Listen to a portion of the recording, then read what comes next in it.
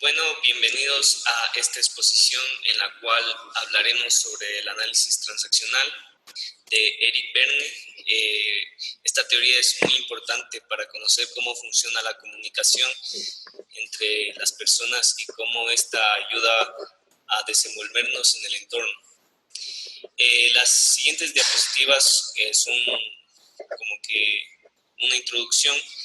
Y si bien hubieron muchas teorías que pretendían explicar el comportamiento humano, Eric Berne es más conocido por trabajar en base a lo que dejó Freud, el legado del psicoanálisis, que surgió a principios del siglo XX. Freud creía que la personalidad tenía tres componentes, los cuales se debían trabajar para producir nuestros comportamientos complejos. Estos tres componentes eran el ego, el superego y el yo. Freud creía que estos tres componentes debían ser equilibrados para producir salud mental y estabilidad. Entonces, lo que dice aquí es que funciona el yo como parte irracional y emocional de la mente, el ego como la parte racional y el superego como la parte moral de la mente. Esto es en base a lo que decía Freud. Siguiente diapo. Pero la mayor contribución de Freud para la teoría de Berne es que la personalidad humana es multifacética, es múltiple, independientemente de la clasificación o del nombre dado en un área particular de la personalidad, como mencionamos anteriormente, que puede ser el superego, el yo, etc. Cada individuo posee facciones que frecuentemente chocan entre sí, y son estas colisiones e interacciones entre las facciones de nuestra personalidad que manifiestan los pensamientos. Por lo tanto, las teorías de Freud del comportamiento de un individuo pueden entenderse y analizarse comprendiendo estas tres facciones que acabamos de mencionar. Pero en un punto podemos enfatizar que en realidad estas estructuras son compuestas por algo más complejo. Pasemos a la siguiente. Otro científico que influyó a la teoría de Berne y el desarrollo del análisis transaccional fue Wilder Benfield, quien fue un neurocirujano en la Universidad de Montreal, y él junto a expertos se centraron en la aplicación de corrientes eléctricas a las regiones específicas del cerebro. Es decir, este estudio pudo aportar a nuevas teorías que elaboró Berne, pero además no solo revelaron imágenes vividas del pasado de una persona, sino que también descubrieron sentimientos y emociones asociados con las interacciones electroencefálicas. Benfield llevó a cabo estos experimentos similares durante muchos años, y esto fue lo que ayudó a que Eric Berne pueda construir su teoría. Pasemos a la siguiente. Entonces, lo que se puede decir de las generalidades de la teoría de Berne es que el cerebro humano actúa de muchas maneras, como haciendo una comparación, una videocámara. Es decir, una videocámara tiene varios componentes que están actuando a la par en tiempo real. Si bien este evento no necesariamente puede ser recuperado por el inconsciente o por el consciente, el evento siempre existe en el cerebro. Es decir, es como que una nube de un montón de neuronas, un conjunto de neuronas que trabajan entre sí para generar esta conciencia. Tanto el evento como los sentimientos experimentados se almacenan en el cerebro. El evento y los sentimientos están netamente unidos y ninguno de los dos puede ser recordado sin el otro. ¿Ya? Y como último punto de la generalidad es que el individuo reproduce sus experiencias y puede reproducirlas de una forma tan vivida como si las volviese a experimentar. Es decir, los recuerdos nos permiten retomar esas experiencias vividas como si estuviéramos ahí. Pasemos a la siguiente. Ya, Entonces podemos decir de estas generalidades que los individuos pueden existir en dos estados simultáneamente. Las personas que reproducen ciertos eventos pueden experimentar las emociones asociadas con estos eventos. Esto quiere decir que cuando recordamos algo positivo vamos a sentirnos felices, y al contrario, cuando tenemos una experiencia negativa y la recordamos, pues empezamos a generar sentimientos negativos que nos pueden hacer sentir mal, como son la tristeza o el miedo. Pero también hablan objetivamente de los eventos al mismo tiempo, es decir, no necesariamente debe ser algo que pasó hace pocos días, sino que puede ser algo que puede haber pasado hace muchos años.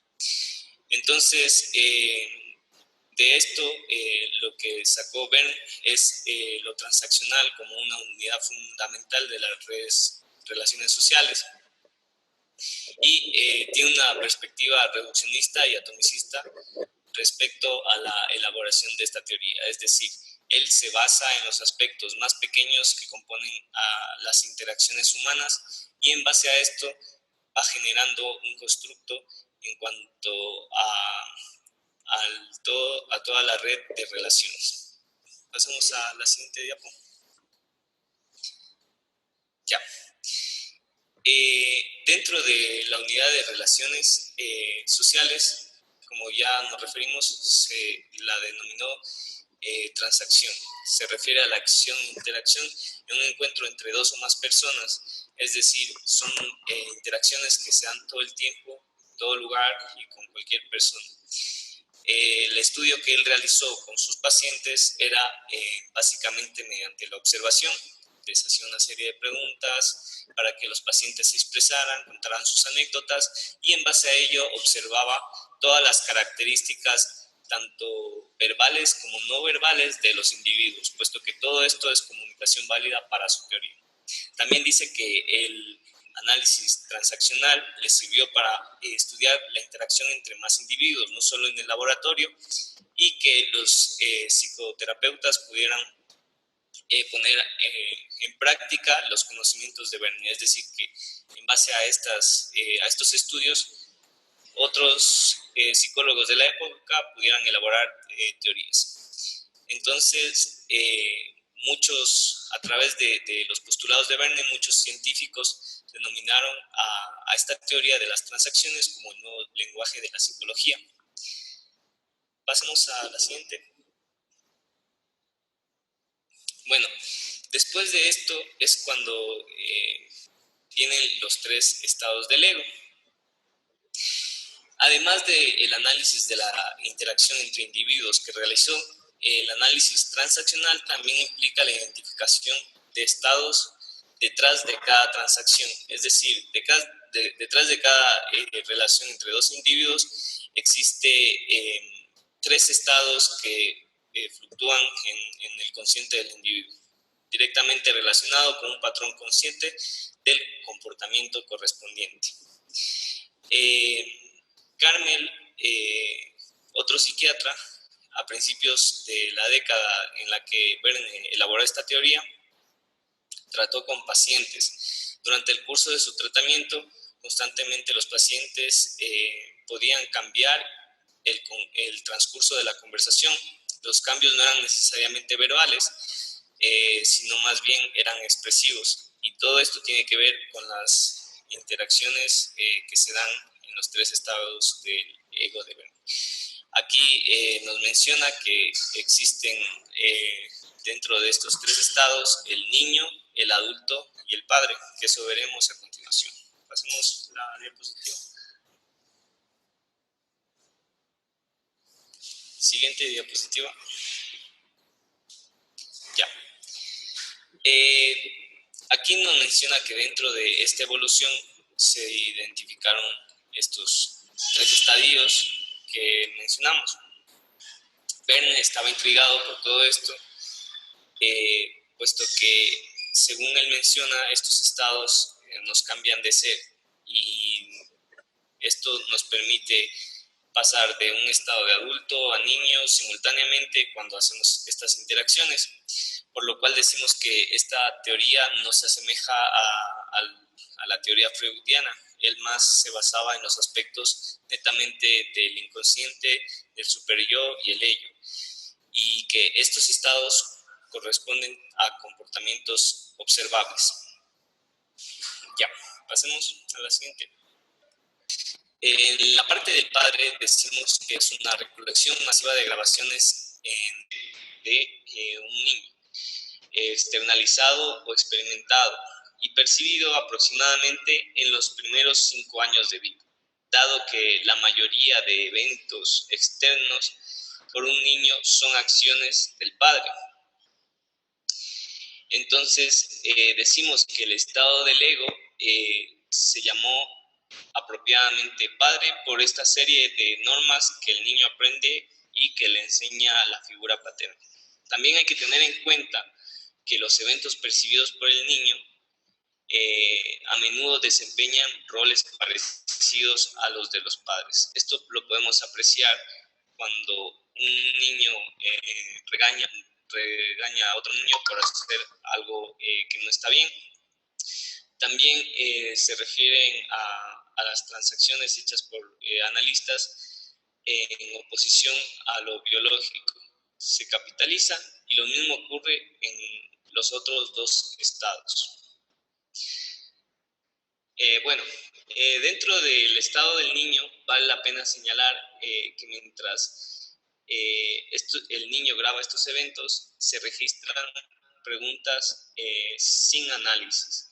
Esto quiere decir que a menudo que el niño va interactuando con los demás, se cuestiona todo lo que está a su alrededor y por eso es que empieza a preguntar sobre todo, y estas son las interacciones que se dan dentro del estado del ego del niño. Se puede considerar que estos eventos se imponen al niño, es decir, que todo lo que está alrededor causa que el niño pueda tener alguna duda y esto pueda generar preguntas. También nos menciona que a diferencia del padre, estos eventos externos que el niño percibe son asociados. Y dicho de otra manera, los datos almacenados en el niño, en estas emociones, en estos sentimientos, van acompañados de los eventos externos. Entonces, una serie de ejemplos que podemos poner es que cuando el niño ve alguna película o asista a un evento, como puede ser un cumpleaños, siempre va a hacer comentarios al respecto. Por ejemplo, cuando ve una película de miedo, dice frases como, wow, este monstruo sí que me asustó. O cuando va a un cumpleaños, dice, wow, el payaso me encantó, me hizo reír. Entonces, este es el estado del ego del niño. Y finalmente, pasemos a la última, que sería el estado de ego del adulto. Bueno, por último tenemos al niño adulto. Decimos que el niño adulto es el último estado del ego, en el cual cerca de 1 año de edad, este niño comienza a exhibir una actividad motora gruesa, puede manejar mejor sus extremidades y esto desemboca en que puede aprender a controlar una taza a la cual puede beber, puede tomar un juguete, sabe también qué cosas pueden causarle daño y también en entornos sociales puede empezar a jugar diferentes juegos en los cuales incluyan a otras personas, a otros niños. Este es el comienzo del adulto en el niño pequeño.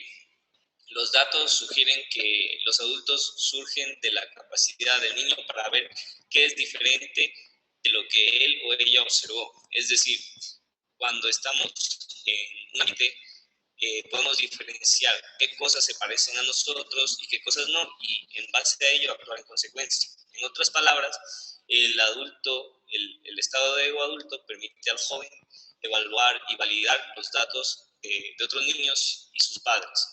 Bern describe al adulto como principalmente preocupado por transformar estímulos en piezas de información. Es decir, si veo algo que me llama la atención, voy hacia allá y descubro qué es o para qué sirve. Y con esto puede procesar y archivar esa información sobre la experiencia previa que se tenga. Y esto se da todo el tiempo. Cuando estamos en lugares nuevos, preguntamos. Cuando estamos en lugares nuevos, nos aseguramos de conocer qué es lo que está alrededor, y por eso es que procesamos toda esta información para después calcular dicha información y pasar a los otros estados del ego. Estos serían los estados del ego. Ya, pasemos a la siguiente.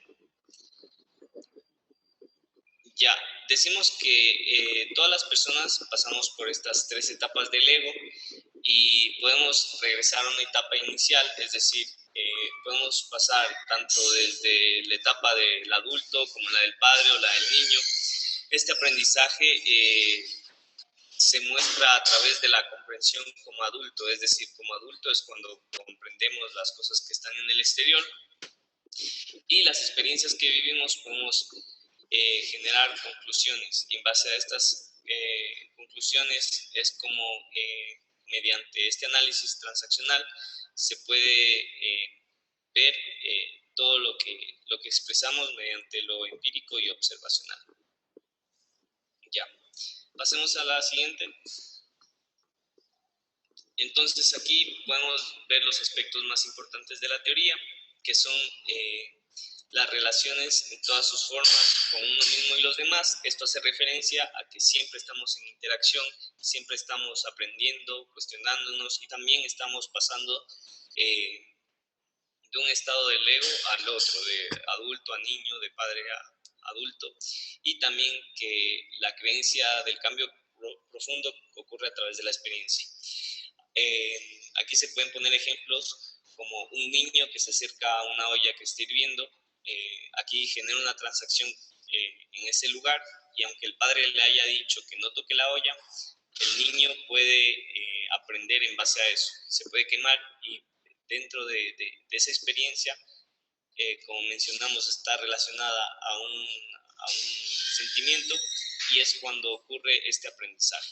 También nos permite analizar y entender creencias irracionales, conductas impulsivas, prejuicios, ilusiones, entre otros. Es decir, que toda esta experiencia dentro de nuestra cognición se va almacenando, y es lo que crea, en base a malas experiencias, los prejuicios o conductas impulsivas que pueden estar relacionadas al miedo o a la tristeza. Entonces, en base a las transacciones, se dice que esto sirve como método de terapia individual y grupal. En base a dinámicas, podemos intervenir sobre los parámetros cognitivos, ver las relaciones que hay entre los miembros del grupo, las conductas y la personalidad. Entonces, también se puede decir como aspecto importante que el observador debe ser neutral para poder captar toda esta serie de conductas, tanto verbales como no verbales, que ocurran o en el cliente, o en el caso de que estemos haciendo una intervención psicosocial donde nos hallemos con grupos, pues ver todas las interacciones y relaciones que hay en los miembros del grupo, identificar líderes o posibles problemas. Pasemos a la siguiente. Ya. Bueno, ahora vamos a tratar del tema de analizando transacciones. Aquí es importante tener en cuenta que cuando dos personas se comunican, una persona inicia una transacción con el estímulo transaccional, y la persona a quien se dirige el estímulo responderá con las respuestas transaccional. Aquí en el análisis transaccional siempre implica identificar que el estado del ego dirigió el estímulo y que el estado del ego de la otra persona ejecutó la respuesta. Esto quiere decir que una persona, al estar en el estado del ego de padre, puede comunicarse con otra persona, y esa persona igual estar en el estado del ego de padre. Bueno, aquí es importante tener en cuenta que, como dijo Omar, las personas siempre estamos en transiciones a partir de los estados que nos encontremos. Por eso, Dentro del análisis transaccional tenemos el PAN, que es PAN. Estas son las siglas con las que se conoce el análisis transaccional. P de padre o madre, A de adulto o adulta y N de niño o niña. La metáfora del PAN es muy buena y nos sirve para conocer realmente a nosotros en toda conversación, en toda interacción social, para saber qué rol estamos jugando un rol de padre, rol de adulto, rol de niño, qué pasa cuando me estoy moviendo del rol de niño y alguien me habla en rol de padre. Podemos conocer todas estas cuestiones. Bueno, siguiente diapositiva. Ya. Según Bern, aquí las transiciones más simples son entre estados del ego de adultos. Como vemos en la primera imagen, tenemos el ejemplo de un cirujano que va a encuestar al paciente basándose en los datos que tiene en sí. Aquí tenemos en cuenta que si su adulto decide que el bisturí es el siguiente instrumento requerido, el adulto del cirujano extiende su mano, proporcionando el estímulo transaccional a la enfermera. El adulto de la enfermera mira la mano y basándose en experiencias previas, concluye que se necesita el bisturí. Luego la enfermera coloca el bisturí en la mano del cirujano. Aquí vemos cómo jugaron un papel importante los dos adultos, del cirujano y la enfermera. Por otro lado, todas las transacciones no proceden de esta manera. Algunas transacciones involucran estados del ego distintos del adulto, como en la segunda imagen tenemos en donde, por ejemplo, un niño está con fiebre y pide un vaso de agua, la madre que lo cuida lo trae. Aquí, en este ejemplo, vamos a tomar en cuenta que el niño pequeño dirige la consulta a su madre, la madre reconoce el estímulo y luego le da el agua al niño. En este ejemplo, la solicitud del niño pequeño es el estímulo y el padre que proporciona el agua es la respuesta. Bueno, esto es casi tan simple como la transacción adulto-adulto y funciona bien. Sigue, por favor. Aquí tenemos claramente el diagrama de las relaciones, como les dije anteriormente. Aquí tenemos las siglas PAN, en donde son dos personas, en donde cada uno tiene su estado del ego y puede comunicarse en distintos estados, como vemos aquí. Aquí ocurre cuando las personas dicen, puede haber estados en donde una persona quiere decir una cosa y dice otra. Esto se da porque las personas pueden estar avergonzadas de los deseos que tienen o incluso de sus sentimientos y están, por ejemplo, en un estado de niño o padre y quieren reprimir eso. Y bueno, este es el diagrama que utilizamos en la teoría del análisis transaccional. Sigue, por favor. Ya, ahora podemos tomar el ejemplo del niño interactuando con un padre. Los analistas transaccionales, como ven, construirán un diagrama que muestran los estados del ego involucrando en la transacción en particular. Aquí en la transacción podemos poner de ejemplo transacción padre o adulto, es una transacción complementaria, pues se debe volver del estado del ego receptor al estado del ego emisor. Entonces, cuando una persona se comunica desde su padre y una persona recibe el mensaje desde su padre, se vuelve una transacción complementaria. Estas transacciones complementarias, la respuesta debe volver del estado del ego receptor al estado del ego emisor. Por ejemplo, una persona puede iniciar una transacción dirigida hacia un estado del ego con el que está conversando, con el que está interactuando, y el estado del ego del encuestado o de la persona que está conversando detecta los estímulos y luego este estado particular del ego produce una respuesta. Según Bern, estas transacciones son saludables y representan interacciones humanas normales, cotidianas, de todos los días. Y bueno, por ejemplo, aquí es importante tener en cuenta que puede darse en las relaciones de pareja, puede darse en las relaciones de familia, de amigos, etc. Entonces, se dan en todo momento. Sigue, por favor. Ya, bueno, aquí tenemos las transacciones cruzadas. Esto nos hace referencia a que aquí no todas las transacciones entre las personas son saludables o normales. En estos casos, la transacción se clasifica como una transacción cruzada. Es una transacción en donde un estado del ego difiere del estado del ego que recibió los estímulos en el que responde. En este diagrama podemos, en donde el adulto, podemos poner un ejemplo, dice, ¿dónde están mis lentes? ¿Dónde están mis cosas? Le dice al hijo. Y el hijo, que está en estado de ego del hijo, lo recibe y dice, siempre me culpas por todo, y comienza una discusión enorme. Entonces, esta es una de las transacciones cruzadas, creo que más clásicas que ocurren entre, entre padre e hijo. En lugar de que el adulto, perdón, en lugar de que el adulto responda con, creo que está en el escritorio, o el niño se pone en estado de ego de adulto, diga, yo lo vi allá, o esto o el otro, puede responderlo de otra manera como en estado de ego de adulto, pero no, se pone en estado del ego del niño y comienza a decir, no, que siempre me culpas, siempre yo tengo la culpa, ¿por qué me tratas así? Y etcétera, etcétera. Aquí es importante tener en cuenta que el analizar las transacciones uno debe mirar más allá de lo que se dice. Bern hacía importancia aquí en las palabras, pero, pero no solo las palabras, sino también en los signos no verbales que acompañan estas palabras. Como decía Omar, la importancia de estas señales no verbales se pueden entender considerando el trabajo de otros psicólogos que realizaron anteriormente a Bern, y él tomó estas palabras o estos estudios anteriores para referirse a su teoría de las transacciones.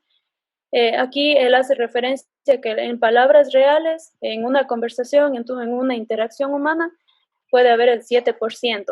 Luego, la forma en la que se entregan las palabras, existe un 38%. Y las expresiones faciales son el 50% de la interacción. Bueno, aquí la cifra en donde indica el grado de importancia se asigna a las expresiones faciales, y entonces juega un papel mucho más importante que la comunicación en el análisis transaccional, que, o sea, las expresiones faciales pueden jugar un papel mucho más importante que las palabras reales que se intercambian. Eso en la teoría de Bern, obviamente. Cámbiale, por favor. Bueno, aquí tenemos la importancia de las caricias. Aquí Bern postuló que acariciarse es una de las formas más primarias de contacto humano, ya que es un gesto para demostrar cariño y afecto hacia otra persona, que además cuenta con importantes implicaciones a nivel emocional y psicológico. Sin embargo, es un gesto típico de los primeros momentos de relación. Luego, como sucede muchas veces, las parejas olvidan, ya no se dan tanto cariño, ya no hay tantas respuestas de esta manera, y por eso bueno, y por esto Bern postuló que los adultos necesitan contacto físico al igual que los bebés, pero han aprendido a sustituir otros tipos de reconocimiento en lugar de estimulación física. Entonces, mientras un bebé necesita caricias, un adulto, por ejemplo, anhela una sonrisa, un guiño, un gesto con la mano, una forma de reconocimiento. Ya, cámbiale, por favor. Ya. Aquí en la posición existencial del individuo, para ver, hace referencia a que esta posición se encuentra en aquellas personas que recibieron durante su niñez afecto, mensajes positivos, atención y cuidados por parte de sus progenitores y otras figuras significativas. Las personas que cuando ya son adultos y adoptan esta posición pueden resolver obviamente sus problemas de forma creativa, constructiva, son realistas y consideran valiosas a otras personas. Esta obviamente es la posición de una persona saludable que se encuentra en un estado, digamos, óptimo de bienestar emocional, que aquí también se resalta nuevamente la importancia de las caricias, el afecto y las transacciones, obviamente las transacciones saludables de las que ya hablamos hace un momento. Cámbiale, por favor. Al hablar de habilidad de observación, es importante tener en cuenta que al analizar las transacciones, uno debe mirar más allá de lo que se dice, Como les hablaba hace un momento, Byrne postuló que las expresiones que uno tiene es lo más importante durante una conversación, más que incluso las palabras, aunque sí son importantes, estas acompañan a las expresiones y al lenguaje corporal.